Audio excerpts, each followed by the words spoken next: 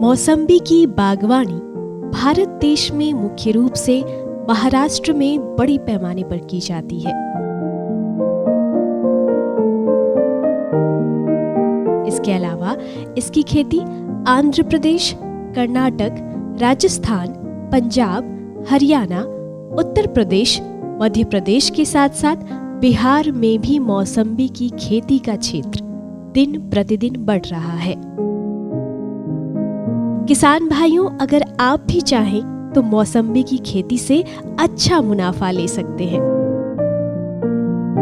लेकिन उसके लिए यह जानना ज्यादा जरूरी है कि मौसम्बी की खेती कैसे करें। इसके लिए उपयुक्त जलवायु, किस्में, रोग रोकथाम, पैदावार को जानना आवश्यक है। इस भाग में हम आपको इन सभी जानकारियों से अवगत कराएंगे, जिससे कि आप मौसम्बी की खेती से अच्छी और उत्तम पैदावार प्राप्त कर सके। तो आइए सबसे पहले जानते हैं इसकी खेती के लिए उपयुक्त जलवायु और मिट्टी के बारे में। बाढ़ग्रस्त इलाके को छोड़ मौसम्बी की खेती सभी जगह आसानी से की जा सकती है। व्यावसायिक दृष्टिकोण से मौसम्बी की खेती के लिए जून से सितंबर तक 60 से 70 सेंटीमीटर वर्षा वाली शुष्क जलवायु महत्वपूर्ण है। साथ ही मिट्टी का पीएच मान 6.5 से 7.5 तक होना चाहिए, यानी कि इसकी खेती के लिए बलुई और दोमट मिट्टी भी उपयुक्त है। इसकी खेती शुरू करने से पहले आपको मिट्टी की जांच अवश्य करा लेनी चाहिए, ताकि आप अपने बाग में उचित खाद का प्रयोग कर सकें। इस बात का भी ध्यान रखें कि मौसम्बी का पौधा जल भराव को बर्दाश्त नहीं करता है। ऐसे में इसके बागों में उचित जल निकासी की व्यवस्था होना बहुत जरूरी है। नर्सरी में तैयार 2 वर्ष आयु वर्ग का निरोग पौधा ही खेतों में लगाना चाहिए।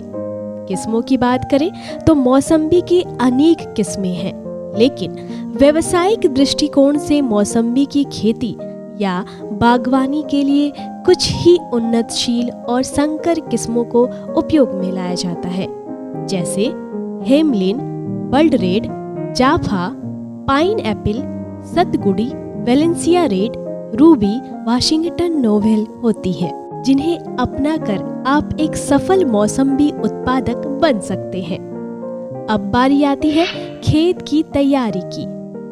मौसम्बी की खेती के लिए सबसे पहले ऐसे खेत का चुनाव करना चाहिए जो बाढ़ग्रस्त बिल्कुल ना हो, क्योंकि जल जमाव को यह पौधा बर्दाश्त नहीं कर पाता है। यह आपको पता चल ही गया है।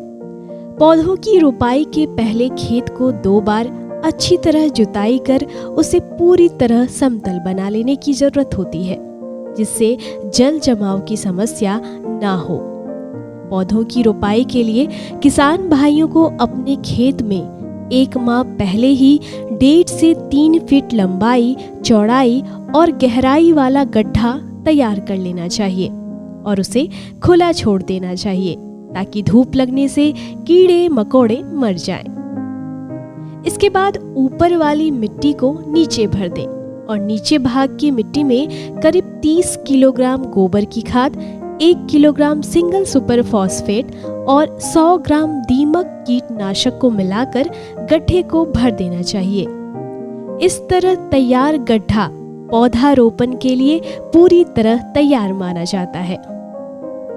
साथ ही पौधे से पौधे और कतार से कतार की दूरी की बात करें, सामान्यतः पौधों से पौधों की दूरी और कतार से कतार की दूरी 10 से 15 फीट रखा जाता है।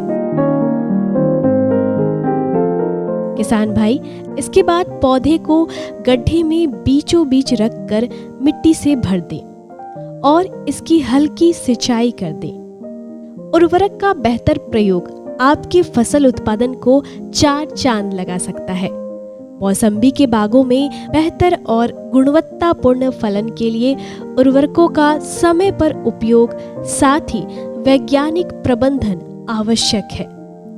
साल भर में 2 बार मार्च और अक्टूबर माह में नाइट्रोजन की जरूरत होती है। अक्टूबर में फास्फोरस और पोटाश के साथ गोबर की खाद भी डाला जाता है।